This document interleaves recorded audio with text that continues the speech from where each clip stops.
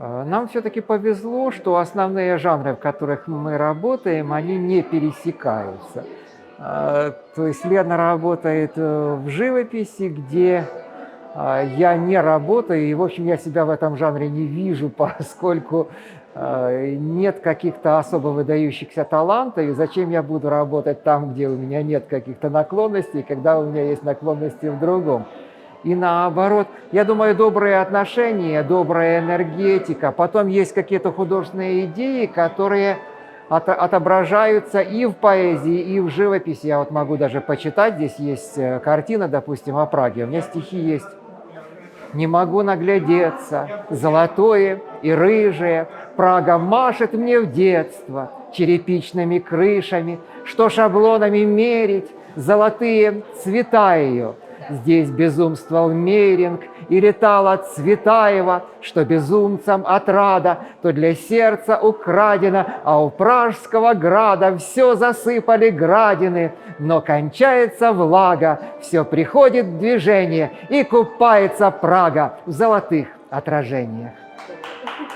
Да, то есть есть целый ряд каких-то стихов, которые впрямую, иногда даже названия пересекаются, параллельно идут. То есть судьба, и судьбу не выбирают. Я не могу избавить себя от каких-то фрагментов своей судьбы, в том числе и от наиболее тяжелых, связанных с ранением в Афганистане.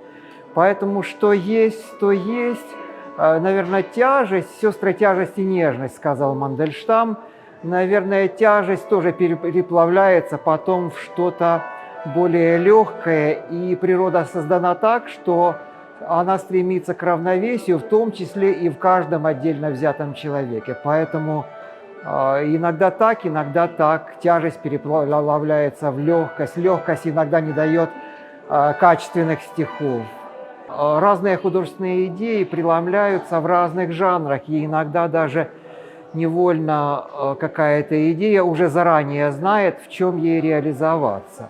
В том числе и потом и поэзия, и проза, у них огромное множество жанров. То есть в поэзии детские стихи есть, и эпиграммы, и шуточные стихи, и трагические стихи. Это огромнейший спектр, и сложно все время писать одинаково в разных жанрах и одинаково успешно, то есть все равно есть какая-то последовательность.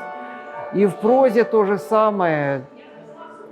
Есть короткая проза, есть афористическая проза.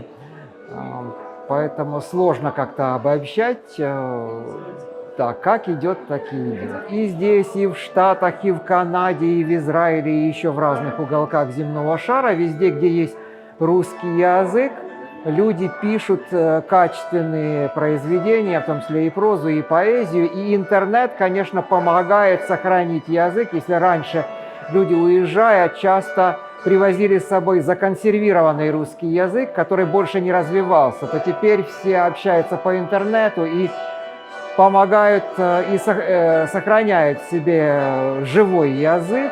И я так думаю, что везде какие-то имена известны, но о степени этой известности, конечно, сложно судить. Это больше не ко мне, да.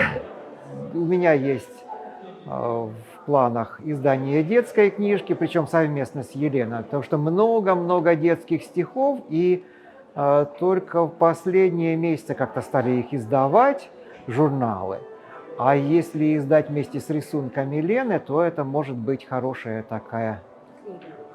книга, да. Потом неизданные афоризмы тоже надо издавать.